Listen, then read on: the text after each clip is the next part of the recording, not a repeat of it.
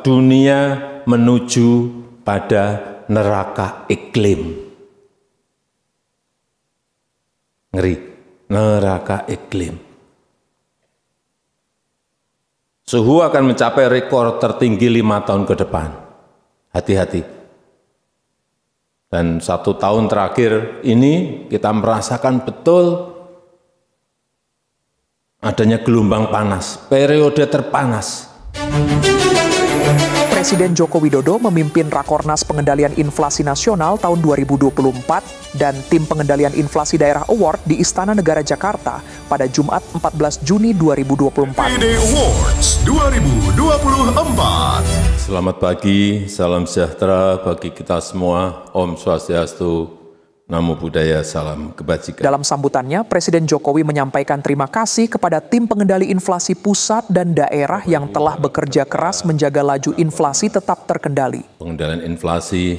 Presiden menyatakan bahwa angka inflasi di Indonesia adalah 2,84% dan pertumbuhan ekonomi 5,11% yang digambarkan sebagai sangat segar. Dia juga membandingkan tingkat inflasi di Indonesia pada Mei 2024 yang secara tahunan mencapai 2,84% dengan kondisi 10 tahun lalu.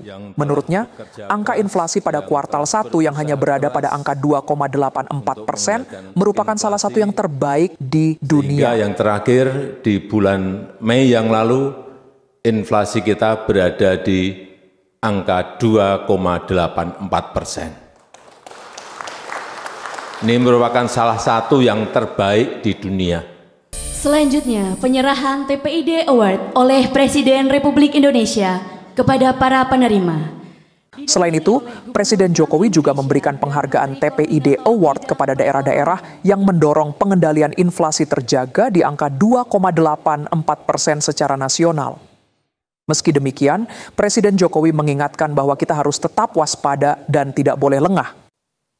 Sekarang inflasinya 2,84, growth pertumbuhan ekonominya 5,11%. Nah ini segar kalau seperti ini.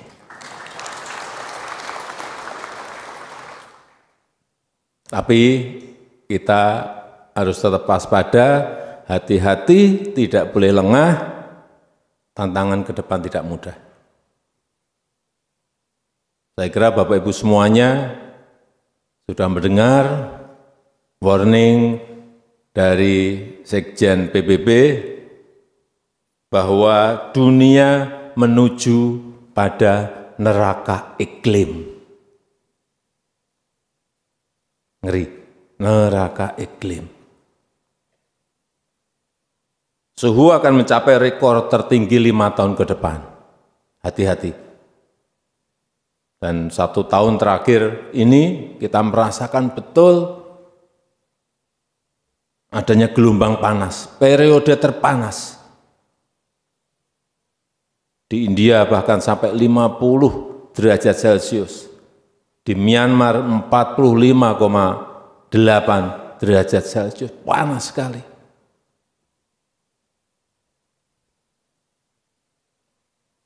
Kalau orang panas mungkin bisa masuk ke rumah, berteduh, bisa. Tapi urusan pangan, hati-hati masalah ini. FAO mengatakan bahwa jika didiamkan seperti sekarang ini, nggak ada pergerakan apa-apa, 2050 dunia akan mengalami kelaparan berat. Akan mengalami kelaparan. Ini yang harus direncanakan, diantisipasi sejak mulai sekarang. Karena diperkirakan 50 juta petani akan kekurangan air. Nggak ada air. Dan akan masuk pada tadi kekurangan pangan. Artinya apa? Jangan main urusan kekeringan. Jangan main-main urusan gelombang panas. Larinya nanti bisa ke inflasi. Begitu stok tidak ada, produksi berkurang, stok tidak ada, artinya harga pasti akan naik. Otomatis itu. Hukum pasarnya memang seperti itu. Dan itu adalah urusan kehidupan manusia.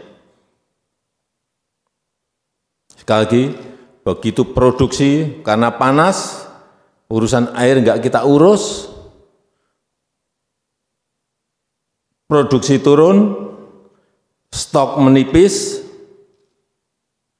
otomatis harga pasti naik, otomatis juga inflasi pasti akan naik lagi.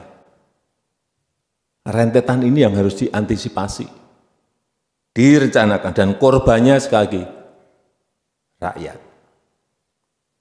Oleh sebab itu dalam 3 bulan ini Kementerian Pertanian, Kementerian PU sudah saya perintahkan bekerja sama dengan TNI, dan Panglima TNI dan Kodam-Kodam untuk secepatnya membangun pompa-pompa. Mungkin 20-an ribu pompa akan kita pasang di daerah-daerah yang memiliki produksi utamanya beras, tapi bukan hanya beras saja, utamanya beras. Pompa dari sungai, naikkan ke atas untuk mengairi sawah. Baik itu sungai besar maupun sungai sedang maupun sungai kecil, semuanya manfaatkan air. Jangan biarkan air terus masuk ke laut. Pompa.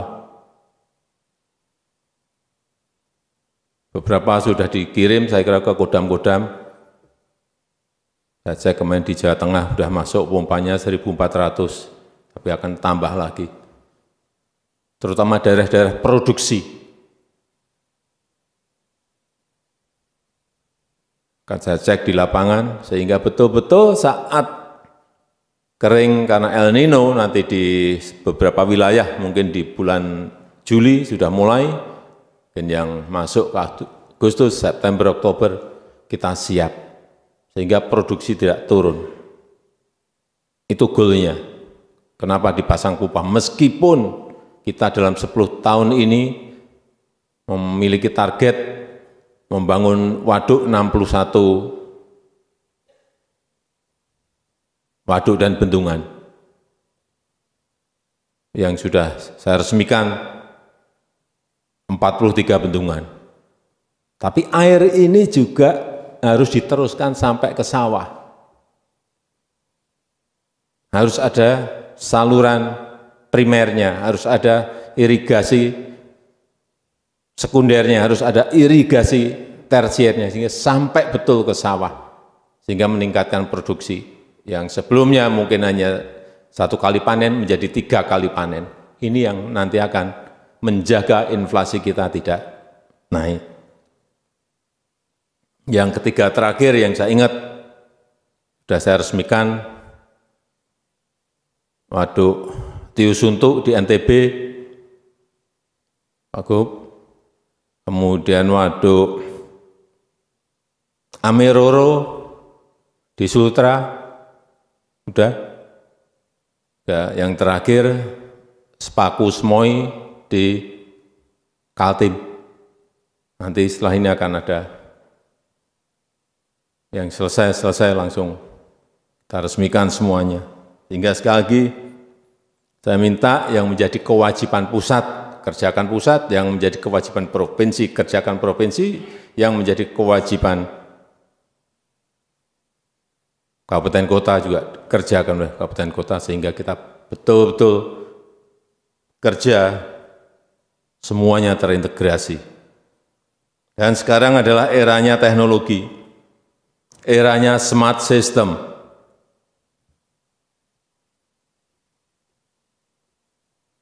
Utamanya di kabupaten kita harus bisa mengupgrade sistem pertanian kita menjadi smart agriculture.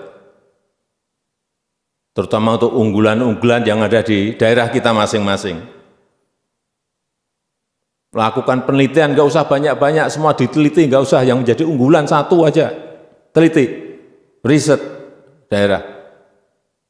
Karena daerah kita ini bentangannya sangat panjang dan setiap daerah memiliki unggulan-unggulan. Itu saja, nggak usah meneliti sampai ratusan, satu aja tapi yang unggulan.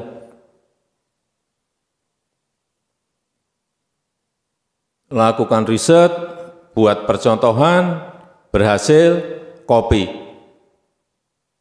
replikasi. Tugas kita itu. Dan juga undang investasi untuk membangun industri pengolahan, untuk membangun pabrik pengolahannya, sehingga nilai tambah dari setiap